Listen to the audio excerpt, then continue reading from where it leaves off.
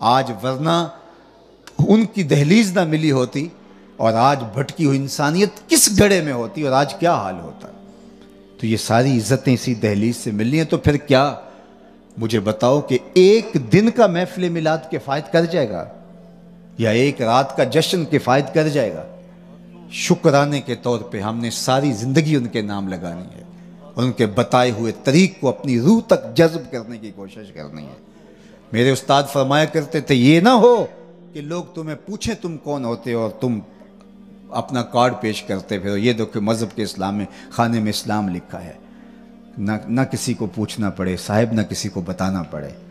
تمہارا وعدہ، تمہارا طرز زندگی، تمہارا انداز معاشرت، تمہارا بولا ہوا قول، تمہارا تولا ہوا، تمہارا ناپا ہوا، تمہاری وضاحت، انداز حیات ایسا ہو تم دور سے چلے آ رہے ہو، لوگ پہچان کے کہیں کہ وہ دیکھو آقا کا غلام آ رہا ہے.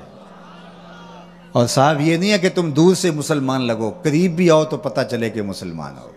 یہ نہیں کہ رشتہ داری کو کر کے دیکھے، کوئی کاروبار کر کے دیکھے تو پھر پتہ چلے کہ یہ اوپر سے تو داڑھی کا سائز تو بڑا اچھا تھا، پگڑی تو بہت خوبصورت لگ رہی تھی، لیکن اس سے رشتہ داری کر کے دیکھا تو میری بیٹی کو اس نے لونڈی بنا کے رکھ لیا گھر میں. کیا سلوک کیا، کیا اس نے رویہ کیا. دور بھی جاؤ تو پھر بھی اچھے لگو، قریب بھی آؤ تو پھر بھی اچھے لگو. یہ نہ کہ دور دور سے سونے مسلمان لگتے ہو لیکن قریب آؤ تو بڑے بڑے تلخ اور بڑے کڑوے مسلمان بن جاؤ. اس کے لہجے میں یوں تو برف تھی لیکن جو چھو کے دیکھا تو ہاتھ جل گئے. نہیں، اندر سے بھی مسلمان، باہر سے بھی مسلمان. چوں بنا میں مصطفیٰ خانم درود، از خجالت آب می گردد وجود. عشق می گوید کے محکوم غیر، سینہ تو از بتا مانند دیر. تا نداری از محمد رنگ و بو، بر زبان خود میالا نام او. یاری لا توں پاک نبی سنگ اے پر پوری یاری، پھر درود قبول ہے تیرا لکھ نہ لوں ایک واری.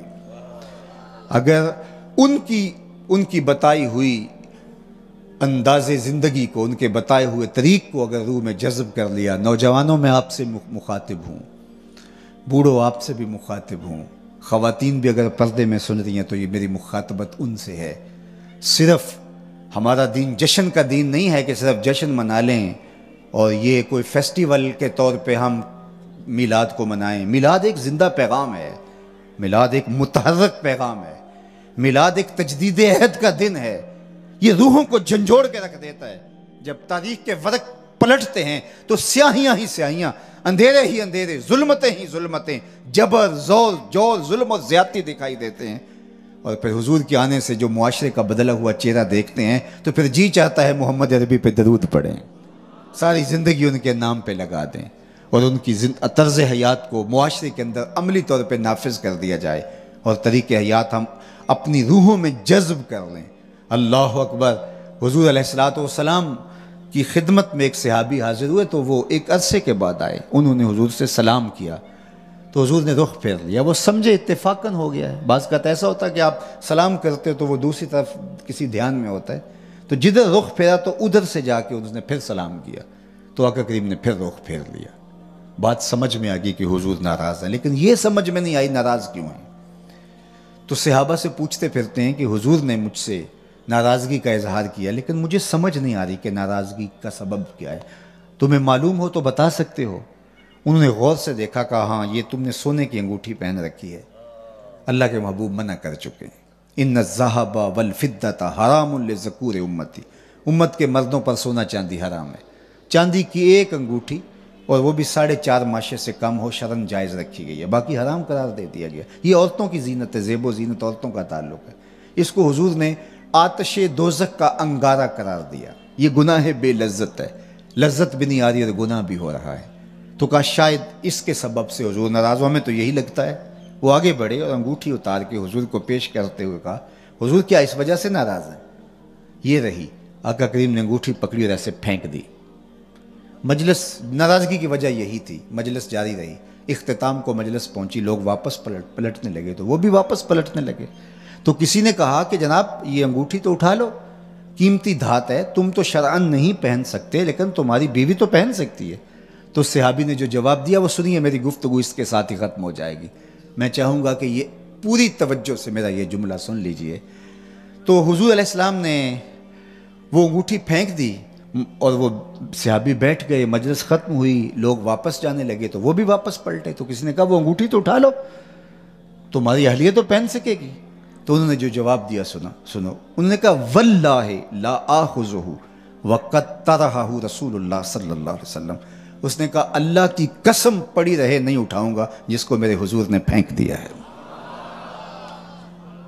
میں اور آپ اپنے اندر اتر کے دیکھیں کیا کیا حضور نے پھینکا تھا اور ہم نے اس کو پہنا ہوا ہے، ہم اس کو اٹھائے ہوئے ہیں.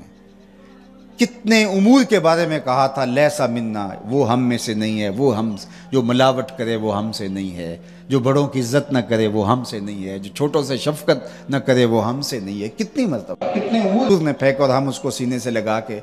صاحب عاشق ہونے کا دعویٰ اپنی جگہ پہ ہے، لیکن عاشق صرف نعروں سے نہیں بنتا، صرف قول سے نہیں بنتا، عمل سے بھی گواہی دینی پڑتی ہے. بندہ جس کی محبت کرتا ہے اس کی بات بھی مانتا ہے، اس کے طرز زندگی کو بھی اختیار کرتا ہے، اس کے انداز معاشرت کو بھی اختیار کرتا ہے. آج ہم اپنے آقا و مولا کی سیرت کو اپنی روحوں میں جذب کر لیں تو کوئی وجہ نہیں ہے کہ یہ امت آج بھی غالب ہے. ہم حضور سے دور ہوئے تو ہم آج جو ہے وہ یہاں تک پہنچے. ہمارا سبب یہ نہیں ہے، نہ معیشت مسئلہ ہے نہ دیگر مسئلہ ہے، حضور سے دور ہوئے. کچھ اور ہے، اقبال نے کہا تھا کچھ اور ہے جس کو تو خود سمجھتا ہے، زوال بندہ مومن کا بے زری سے نہیں. تجھے پتہ ہے تو نے حضور کا دامن چھوڑا ہے تو یہ ہوا ہے. اقبال نے جب لہجے کی جو شکوے کی زبان کھولی تو لہجہ تھوڑا تلخ ہوا، لیکن جواب آیا تو سارا نشہ اتر گیا. لہجہ تلخ ہو گیا، تیرے کعبے کو جبینوں سے بسایا ہم نے، نو انسانی کو غلامی سے چھڑایا ہم نے، صفائے دہر سے باطل کو مٹایا ہم نے، تیرے قرآن کو سینوں سے لگایا ہم نے. پھر بھی ہم سے گلا ہے کہ وفادار نہیں، ہم وفادار نہیں، تو بھی تو دلدار نہیں. لہجہ بہت تلخ ہو گیا، لیکن جواب آیا. لفظ وہی ہیں، صرف صیغہ بدلتا ہے. اب ادھر سے آواز آ رہی ہے، صفائے دہر سے باطل کو مٹایا کس نے، نو انسانی کو غلامی سے چھڑایا کس نے، میرے کعبے کو جبینوں سے بسایا کس نے، میرے قرآن کو سینوں سے لگایا کس نے. تھے تو آبا وہ تمہارے ہی مگر تم کیا ہو، ہاتھ پہ ہاتھ درے منتظر فردا ہو، ہر کوئی مست مئے ذوق تن آسانی ہے. تم مسلمان ہو یہ انداز مسلمانی ہے، حیدری فقر ہے نئے دولت عثمانی ہے. تم کو اسلاف سے کیا نسبت روحانی ہے، وہ معزز تھے زمانے میں مسلمان ہو کر، تم خار ہوئے تارک قرآن ہو کر. آج ہم نے قرآن کے دامن کو چھوڑ دیا، صرف برکت کے لیے پڑھتے ہیں. کوئی فوت ہو جائے تو ہم کہتے ہیں چلو اِسالِ ثواب کریں، میں اس کا انکار نہیں کرتا، لیکن نزول کا مقصد یہ نہیں تھا، بنیادی مقصد یہ نہیں تھا. یہ کتاب ہدایت ہے، ہم نے صرف کتاب ثواب بنا کے رکھ دیا. اقبال نے کہا کہ تو صوفی اور ملا کے ایسے پھندے میں پھنسا کہ تو نے قرآن سے زندگی تلاش نہیں. ببندے صوفی و ملا اسیری حیات از حکمت قرآن اگیری. تو قرآن سے زندگی تلاش نہیں کر پایا.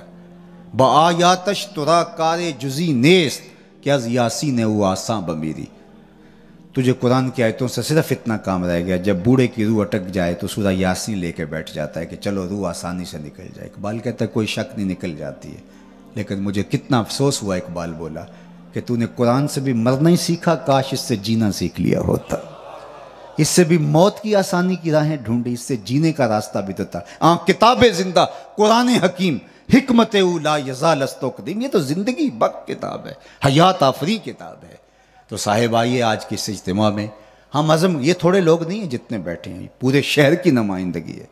اگر ہم یہاں یہ حضور کے میلاد میں عہد کر کے جائیں کہ آج کے بعد کم